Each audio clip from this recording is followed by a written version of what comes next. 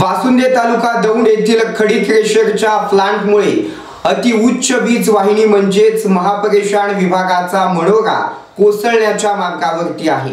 वासुंदे येथील वीज वाहिनीचा मनोरा पडल्यास अनेक गावांची वीज बंद होण्याचा धोका आहे।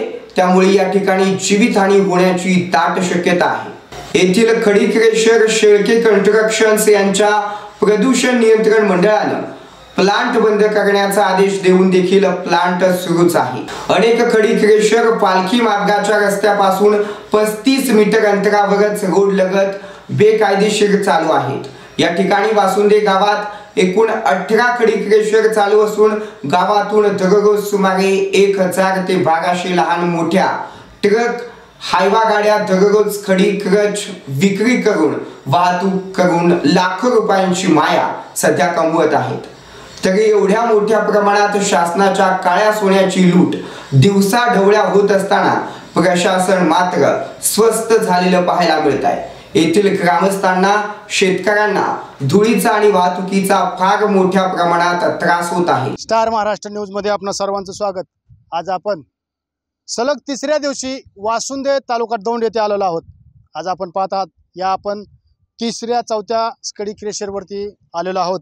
या ठिकाणी या महापारेषणच्या लाईन महापारेषणचे टावर लाईन अगदी थोडक्यात राहिलेली आहे।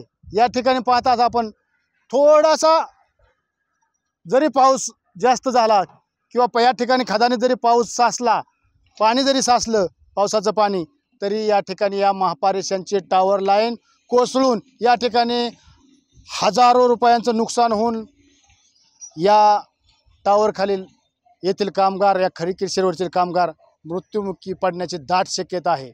या ठिकाणी एवढा अंधाधुंद कारभार आणि शासनाच्या मालमत्तेची लाखो रुपयांची लूट होताना पाहायला मिळत आहे।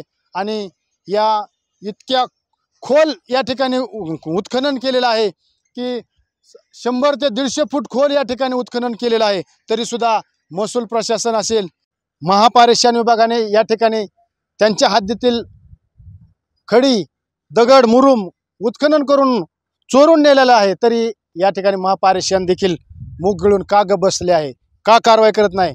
या 2 नंबर धंद्यावाल्यांच्या डोक्यावर नेमका राजकीय वरदहस्त कोणाचा आहे? आणि या ठिकाणी शासनाचा करोडो रुपयाचा महसूल राजरोज दिवसा ढवळ्या चोरून नेत आहेत आणि लाखो रुपये कमवत अब्जावधी झालेले हे ठेकेदार किंवा ही खडी क्रेशरवाले मालक अब्जाधीश झालेले आहेत। परंतु या ठिकाणी महसूल विभाग मुग गिळून का बसले हा प्रश्न मात्र अनुत्तरितच राहणार आहेत। या ठिकाणी शेतकऱ्यांच्या काही आम्ही प्रतिक्रिया घेतल्या परंतु शेतकरी हवालदिल झालेला आहे। यातील धुळीचे साम्राज्य जास्त आहे। या धुळीमुळे शेतकऱ्यांना त्रास होत आहे तरी देखील या ठिकाणी प्रदूषण मंडळ देखील मुग गिळून बसलं आहे। कारवाई का होत नाही? कॅमेरामॅन राहुल पोटफडेसह मी बबनराव धायतोंडे, दौंड।